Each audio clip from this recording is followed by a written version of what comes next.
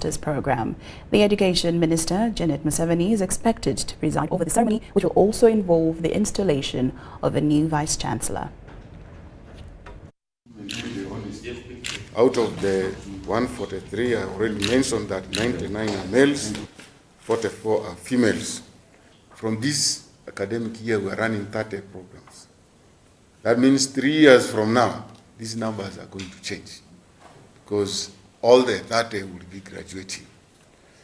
So we have 7 programs from which these 143 students will graduate.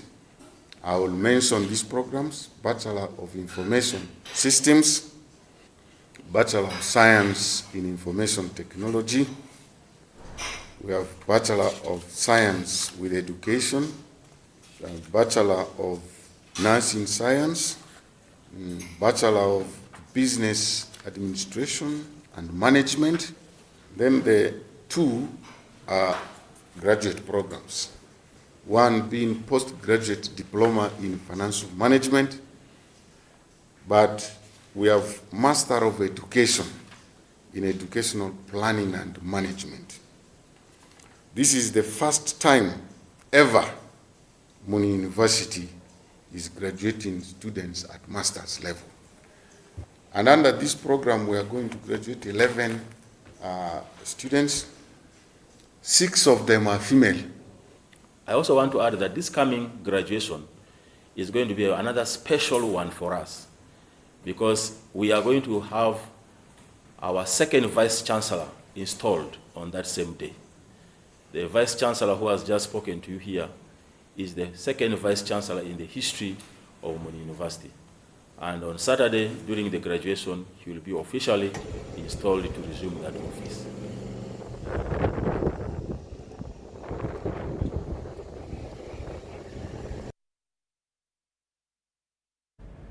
President Yoweri Museveni has said that the government is committed to promoting science and technology as one major way to enhance development.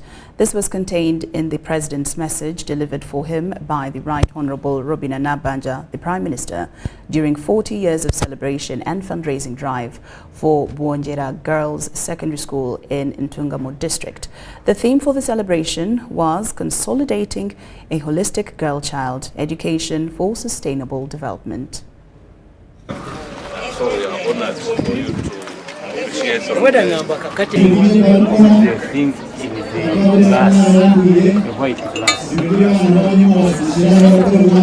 Human development indicators related to education and training so as to prepare the workforce for a dynamic labor market that requires appropriate mix of increasingly sophisticated cognitive and technical skills, where the large majority of jobs are outside agriculture and the informal sector. Therefore, I congratulate Bwonjera Girls Secondary School for offering quality education to students, expanding and therefore building a dormitory and a main hall to cater for the increasing number of students.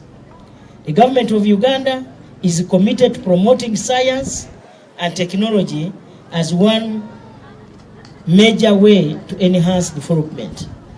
The NRM government supports sciences because through scientific research, able to generate innovations, and these innovations support industrial growth.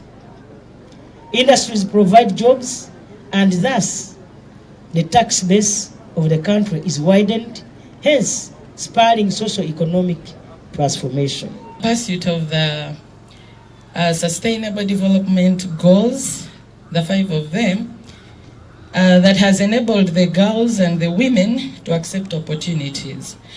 Although through you, the Right Honourable Prime Minister, we still need more opportunities to fight Sustainable Development Goal number 1, that is poverty. Our Right Honourable Prime Minister, us as all girls and the entire community, we continue to suffer the associated evils of poverty. And it is evident that most of our girls here continue to drop out of school on account of failing to meet school fees. So as a way of addressing this A development of a circle as an idea has been birthed by the old girls, though we are constrained with access to resources. So we therefore implore you, Right Honorable Prime Minister, that you can give us a sum of 500 million shillings into this project. Mukama akomucha, Mukama abarire, Mukama yongera bakoze emirimo na mission eyimwe no munsomo kandi abaraba yisomucha nabo bakwewe. Abaraba rwansi Mukama rwanda utarura. Kandi mushagara ngatitito n'umwana w'kwera kunyimba mutabaragaho ati ebire Yohana. Amina.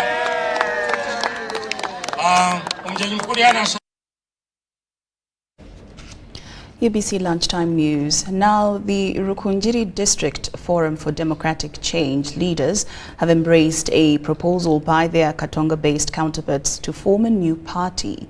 This decision was made during the district's delegates conference held at Okapi Hotel in Rundi municipality. The conference was attended by delegates from all parishes, sub-counties and the 3 counties comprising Rundi District. Rundi District FDC chairperson Aloysius Mugarura, speaking after the conference, announced that the delegates agreed to support Dr. Besige's idea of breaking away from Najana Nkumbi and forming a new party. Rundi FDC Party General Secretary Christopher Nabimanya emphasized the necessity of forming a new party, citing concerns that the one based in Najana Nkumbi has been compromised. We decide it is important, it is not the name. What is important is the heart of the people of Rukunjiri. If we decide that we move in this direction, definitely it will help us, because you cannot stay in one direction when actually there is a problem. So we have already identified as FDC people in Rukunjiri that there is a problem which came into our party. So we cannot keep quiet. The dirty money was a big problem. Actually, they wanted to buy all of us in FDC. But now that we detected that issue early, that's why we are here now, to discuss with our people and see which one should be the way forward. And unanimously, our people have said we need to start afresh now. And among those, one which is very paramount was we resolved that we want to register a new party. That's what we have resolved as Rundi District. What we are going to do, we shall wait for what other resolutions that will come from other districts. Then we compare with our own resolution that we made today. If we all agree as a country that we shall have a new party, that's what we shall do. Because for us as Rundi, we believe the old vehicle that we have been using is now stuck. The 58 trillion budget delivered by Minister of State for Finance Henry Musasizi has received criticism from civil society organizations who argue that it does not address the challenges faced by Ugandans. We have more in this report. That a few of Ugandans are going to benefit to a tune of 143 billion shillings, paid for by the many that can't access it. We think that is a bit skewed. And this, for some time now, the country is talking about the National Health Insurance Scheme. Is it time now that we identify some of these resources to kickstart that discussion? Because we understand it's been touchy around money. The money is here. The money is available.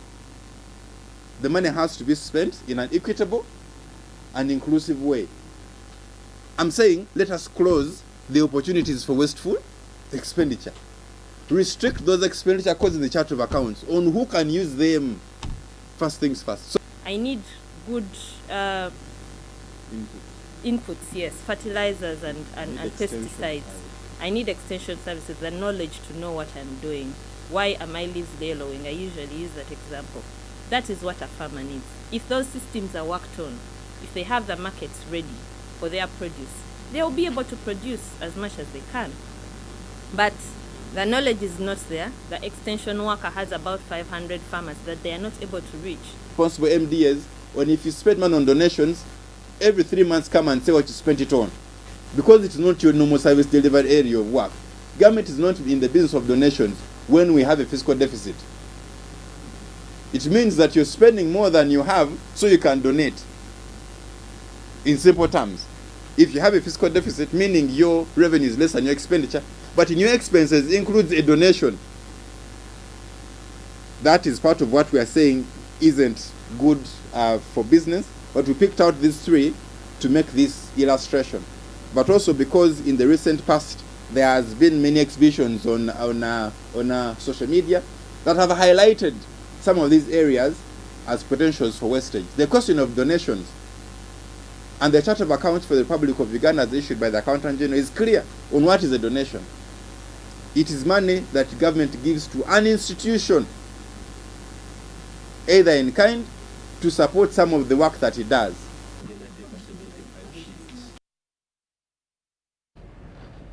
UBC Lunchtime News takes a very short break, but we return with more stories after these messages.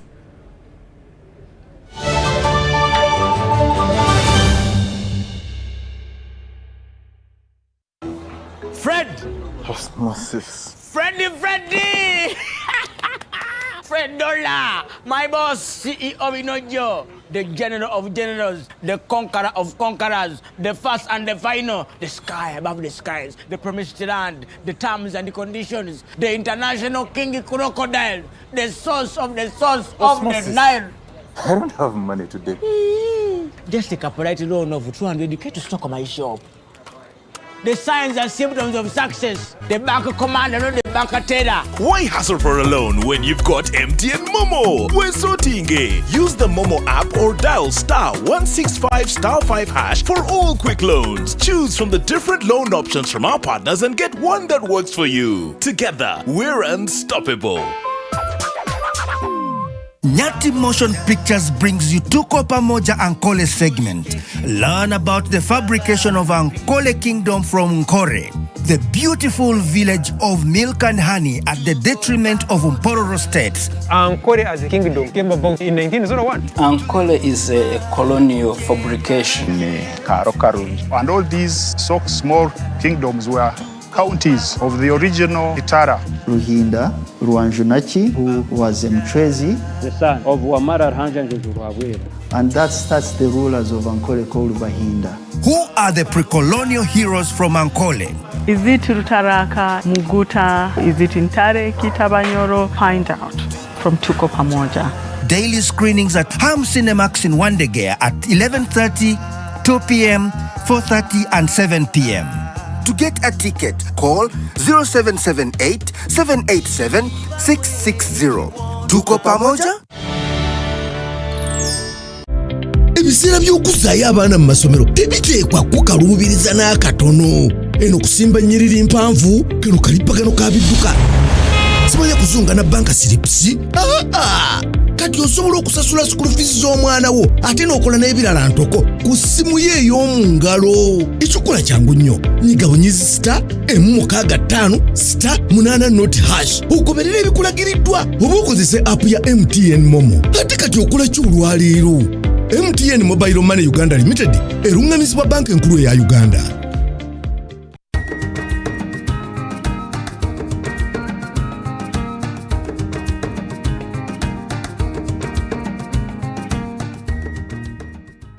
We started with 1 acre. We started with poultry, then we added cows. Milk, a day we get 100 liters. When the president was around in 2019 in campaigns, he was in Chenjojo at a rally, was still insisting on 4 acre model. Then that's where my husband raised up, was like, no, Mr. President, for me I have 1 acre. I practiced what you are telling these people. Now I'm able to earn such and such amount. Then was, wow, you bring Mr. Nyakana, tell us. And our 1 acre is not yet to its 100%. As you see, we've been growing up in income, educating siblings, the income security. Now if you even want a loan, they've been calling us, come and give you a loan. People, they know that you have income, even tomorrow you can what? You can pay. Then President talking to us, we've been receiving a lot since from that announcement. That is a free advert for us.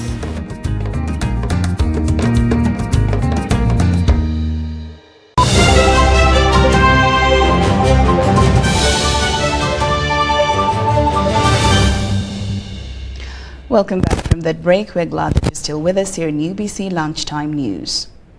In more news this afternoon, State Minister for Investment and Privatization, Evelyn Anite, has told investors to avoid buying land from Namamve Industrial Park. Anite says land at the park is free. She was at the park to assess some contested land following recent reports where Uganda Investment Authority is selling land to investors. We have more. Told these Yoweri people that if they know that they're involving themselves in these corruption things, before I lose my job, they will lose theirs. And I squeezed them, and today I brought them here. But at the end of the day, the truth has come to light. Evelyn Anite went to Namamve Industrial Park to ascertain allegations of some investors buying land. This follows reports that Uganda Investment Authority had been selling land to investors. Today I am very happy that I call for all these people whose titles Uganda Investment Authority cancelled.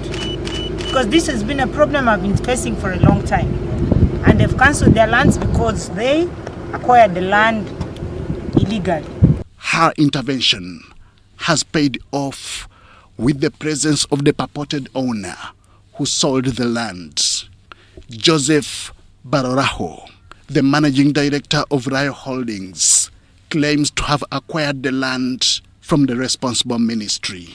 So for me, when the sellers of the land came to me, I went and searched, and I got a search report, and I paid the people who were registered in the title, and I went and paid taxes, and transferred the land in my name.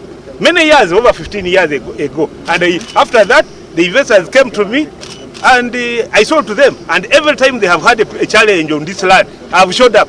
I've never hidden because I acquired this land legally and not as a fraudster. They have inspected our places where they have seen that the development has already been done, and the Honorable Madam Anita has already given the points to the UIA that this place is already developed. Let them go ahead for the more development, for the construction of the plant which is already approved. However, investors are also told to take precautions, including one who acquired land from a one Kiza Lamek. It doesn't belong to a private individual, it belongs to Uganda Investment Authority. But then they sold it to him for over 1 billion.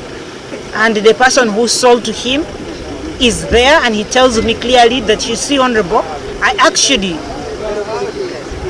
paid and acquired this land from Mukono Land Board. And that means that that's where the corruption started. And they gave him a title, and this gentleman here has a title in his hand for land which he's otherwise, as an investor, is not supposed to buy. These are the people who are spoiling our job. Where does this leave the investors? We're doing investment promotion. The president is popularizing, come and invest in Uganda. I am everywhere. Come and invest in Uganda. Land is for free. And then there are some people who just go behind our backs and they sell land to individuals. So I have told them it is very criminal. You can't be innocent when you have an illegal title. For us, we need our titles to ensure we give right of way, we give infrastructure corridors, drainage corridors to our investors. You who has bought the land, you have committed a criminal offense. And you who has sold the land, it's a criminal offense. You who has issued the land title, it's a criminal offense. The minister plans to open a police case to aid in investigations. Henry Okrut, UBC.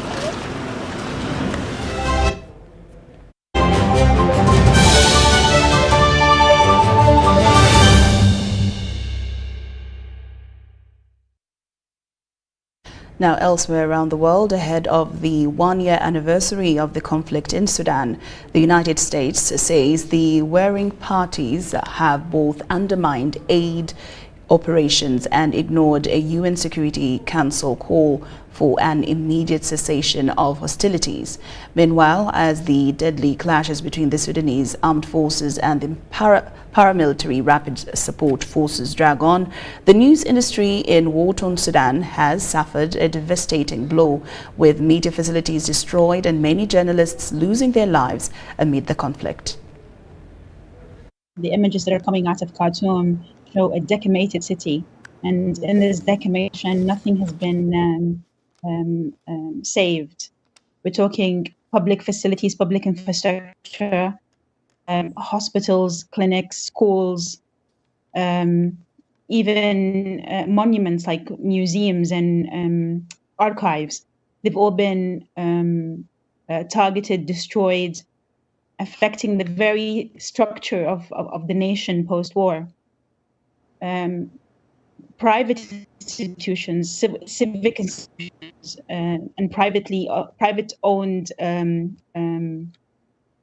buildings.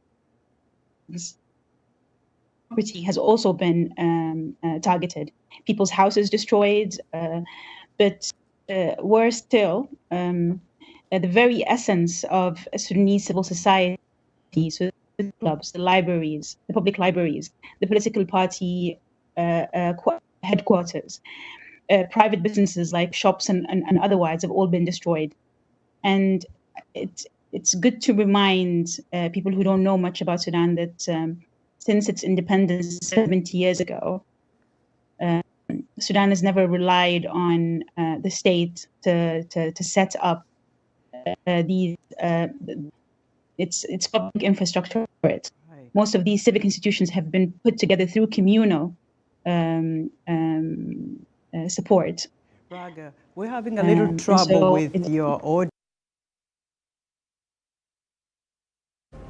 The last set of children from the more than 100 students and staff who were abducted from their school in Nigeria's northwest on March 7th have returned home. Nigerians feel relieved after the release of the kidnapped students. Take a look. The bus carrying the last set of children who were abducted from their school in Nigeria's northwest on March 7th. Days before a deadline to pay a 1 billion naira or $767,000 ransom for their release, the army announced it had rescued all 137 hostages, but only 127 were taken back to the village and 10 stayed back in town for further medical treatment.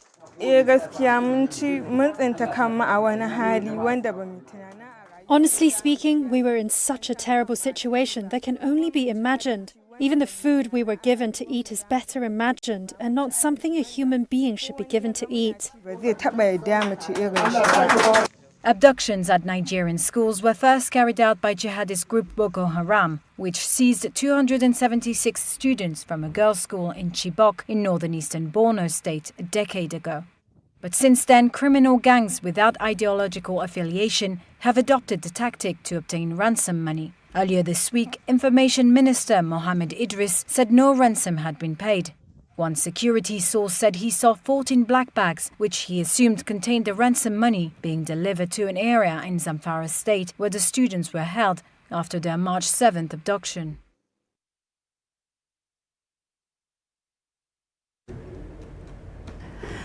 Now, April 2nd is Autism Awareness Day worldwide, a day set aside to educate the public about autism and also support those suffering from it. The theme this year is Empowering Autistic Voices. Autism spectrum disorder is a developmental illness characterized by challenges with social skills, repetitive behaviors, and speech and non-verbal communication. About 1 in 100 children worldwide has autism, according to the World Health Organization. Right day with children, individuals with autism, it's providing support and giving power to individuals with autism with the condition that they have been struggling, also meaning recognizing and have the opportunity recognizing the individual with autism and have the opportunity they deserve in our society, in our community. So this team for this year is a very powerful team, which is we're raising awareness, we're educating, we're raising our voice to let the voice of the people with autism be heard. Very interesting.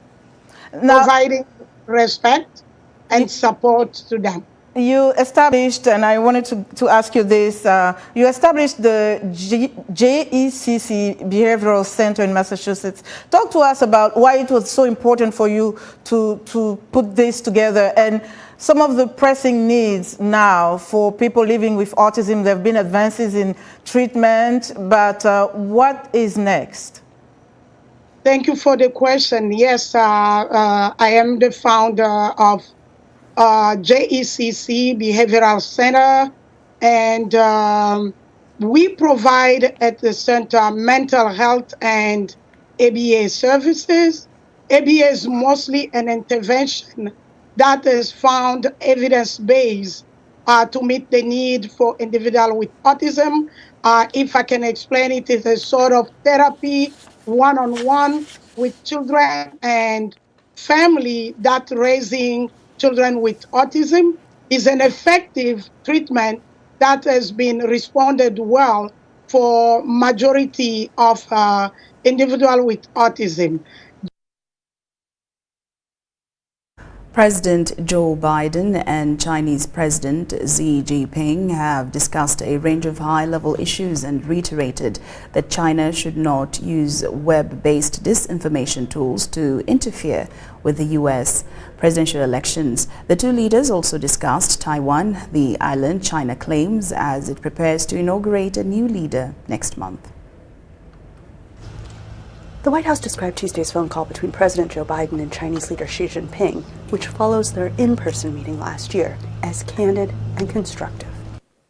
This time, the two covered a range of issues they had previously discussed in November, including joint counter-narcotics efforts, military communication, and the risks of artificial intelligence.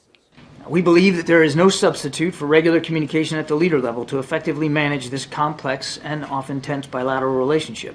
And both presidents agreed to pick up the phone and speak when needed. Xi, in a statement, said both leaders found the phone call to be candid and constructive. But he stressed that disagreements remain on the status of Taiwan, which China claims. In his statement, Xi said the China-U.S. relationship is beginning to stabilize, and this is welcomed by both societies and the international community. On the other hand, the negative factors of the relationship have also been growing, and this requires attention from both sides. The White House said Biden reiterated, but did not advance, previous concerns about Chinese interference in the upcoming U.S. election. Xi did not mention the topic in his account of the call. I would just say that we've been clear consistently, even going back to the November meeting in California, about our concerns over our own election security and efforts by certain actors, including some from the PRC, to affect that. Just last month, the British Parliament voted to impose sanctions over Beijing-linked hacks of its Electoral Commission and Parliament. U.S. intelligence officials have also warned lawmakers that Chinese hackers are preparing to wreak havoc and cause real-world harm to the U.S.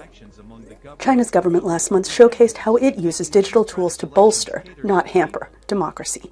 But analysts point to a state-sponsored Chinese influence campaign known as Spamiflage that does the opposite and encouraged Biden to push back. There needs to be a very clear and consistent communication about election interference.